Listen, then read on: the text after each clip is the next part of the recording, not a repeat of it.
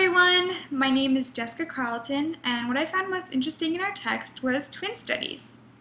Just as we are captivated by the famous twins of Hollywood, researchers are equally interested in what twin studies can tell us about genetics. So, what is a twin study? According to Chapter 1 of our textbook, a twin study is a behavioral genetic research strategy designed to determine the genetic contribution of a given trait that involves comparing identical twins with fraternal twins or other people. A twin study tries to determine the role that hereditary forces play in determining individual differences in behavior. This is better answered in why researchers use twins.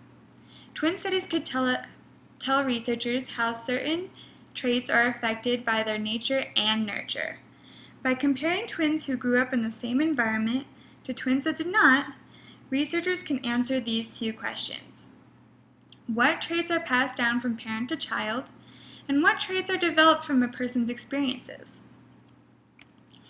As you may know, there are two types of twins, monozygotic and dizygotic. Monozygotic are identical twins that are developed from the same egg, and dizygotic are fraternal twins that are developed from separate conceptions and share about 50% of their genes. Below is a diagram that better represents their differences in this process.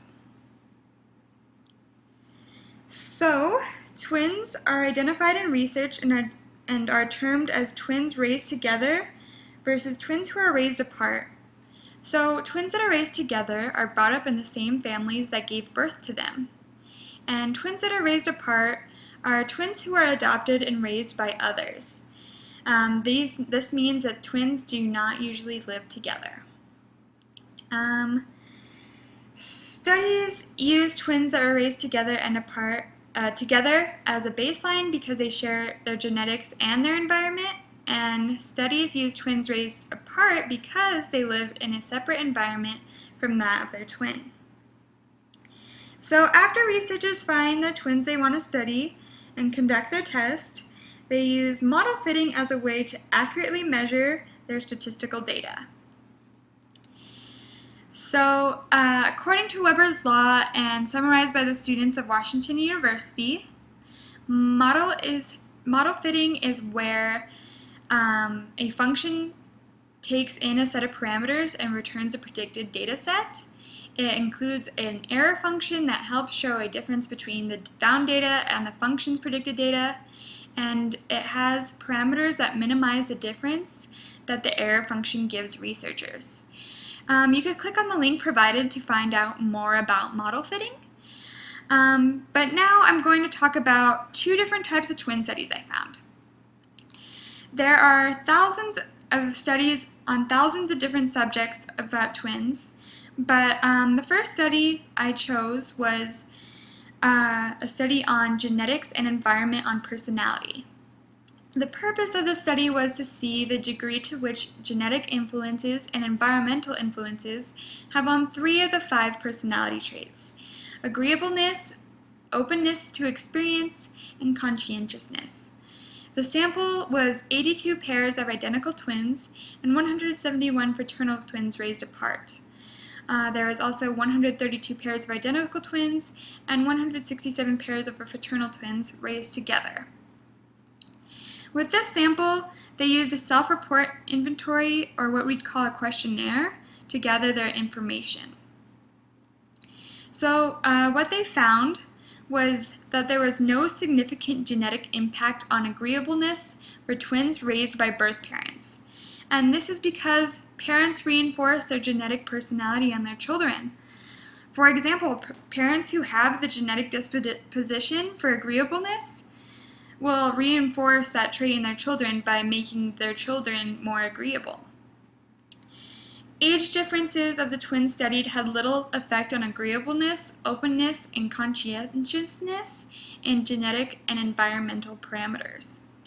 Overall, what they found was that our personalities have a biological origin, which is given meaning through the personal, social, and cultural factors that our life gives us. And I thought was very interesting is that the researchers think that because our personalities were not gained for survival purposes, it's why we see such a diverse range of personalities today. So the second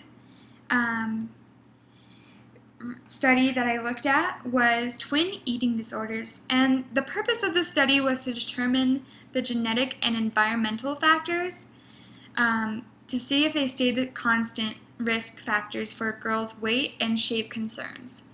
The samples were 699 teen girls raised together and apart. The researchers chose this group as it's considered the most at-risk time period in a girl's life to have body issues and potentially get eating disorders. So while they found a number of different things, there are questions about variables such as parental criticism, peer teasing about weight, media internalization, and adverse life events, to name a few, had different impacts on different age groups. But the main genetic thing that they found that connected them was that ovarian hormones that are released after puberty may have the biggest genetic risk for eating disorders. So this was an explanation. This explanation pretty much says that when a girl starts her menstrual cycle, no matter how stable or similar her environment remained, these ovarian hormones cause a girl to have more weight and shape concerns. So these studies could tell us a lot of interesting things, and model fitting helps put those results in like sort of an easier way to understand the information. So what overall research shows is that genes matter just as much as the environment matters. And in fact, genes may shape how we shape our environment. Although we don't know which genes shape us, we know that they do. So that's some interesting things to look at. While twin studies are interesting, there are some criticisms that help keep researchers and readers alike from being overzealous and putting all their faith in twin studies. So one of the issues is that heritability statistics are meaningless, or so they say, because there are no standard as to what they mean or what they account for. There's a lot of confusion. A lot of people think that heritability means heredity, and it doesn't, and that might sway people inaccurately. Twin studies are often correlational, and as we know, correlation does not necessarily mean causation.